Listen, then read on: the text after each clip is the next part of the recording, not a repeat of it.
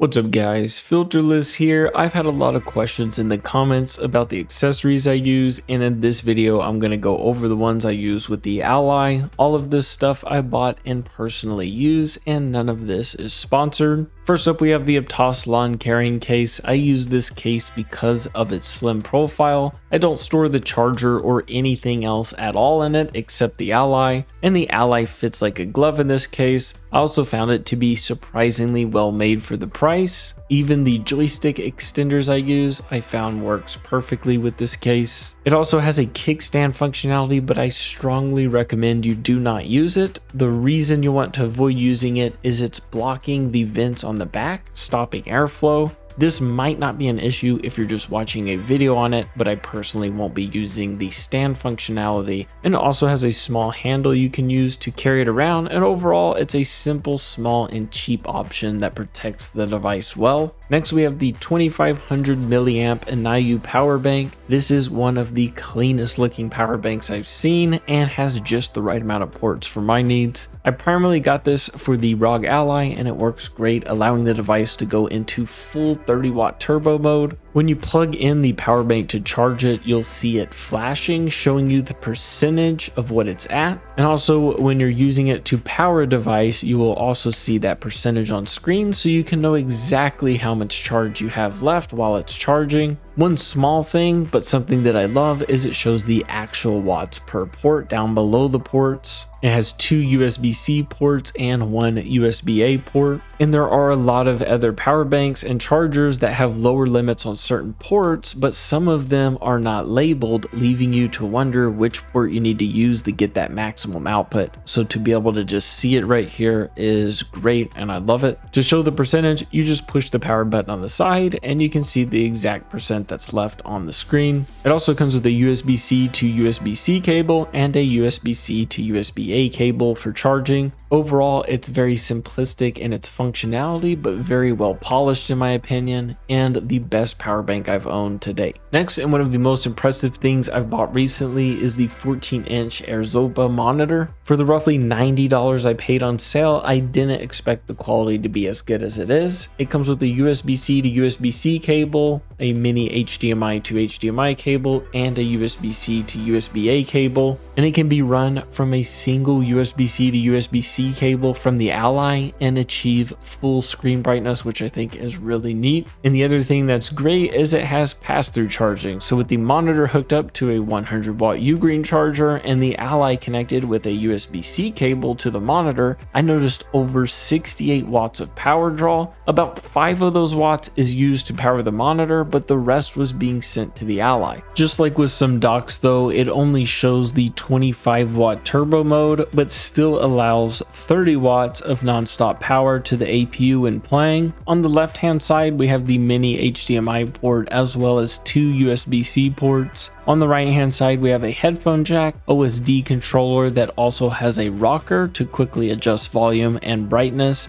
as well as the power button. However, the speakers are not worth using at all that are built into this, and the stand is disappointing, not allowing hardly any angle whatsoever. And the 14-inch one you're seeing here is only a 60 hertz panel, although they do have a 15.6-inch one that goes up to 144 hertz. Still, for the price, size, and portability, I think this brand of monitor is definitely worth looking at if you're wanting a portable screen to take on the go. Next is the DOBEWING case I've been using. It's pretty cheap at around $20, and it does feel cheap, but it works pretty well in my opinion. I really like the kickstand on the back, which is the main reason I'm keeping it, and also allows me to take the case off when I want and put it into the enclosure on the go. The TPU material is pliable, soft, and almost feels like rubber, which makes it where the device won't scratch by repeatedly removing and adding the case back. It feels slightly loose though, and is somewhat bothersome. It's also not a case that provides full protection of the device. If you're looking for a really protective case, I would look elsewhere. However, if you want something you can quickly put on and take off that has a kickstand and feels decent, this could be a great option for you. And I've already gone over the charger once on this channel, but I'm using the 100 watt UGREEN charger. I absolutely love this charger. I have been using it nonstop and had no issues. It allows that full 30 watt turbo mode. It also has 3 USB-C ports as well as a USB-A. However, to get that full wattage, you can only have one thing plugged in, and it has to be on the C1 or C2 port, which will give you the 100 watts, and that's how I use it 90% of the time to charge the Ally. Speaking of docks, I am using the Anker 555 dock with 100 watt power pass-through. This dock has 10 gigabits of speed on both the USB-A ports as well as the USB-C port, allowing the T7 drive I have to run close to 1,000 megabytes. I've even run tests between a 5 gigabits per second dock and this one, and found the loading times on certain games to be much faster with that 10 gigabits per second speed. I'll have a link down in the description below if you're interested in checking out those speed tests. And this is how long it takes to transfer a game like Skyrim between the Ally and the drive.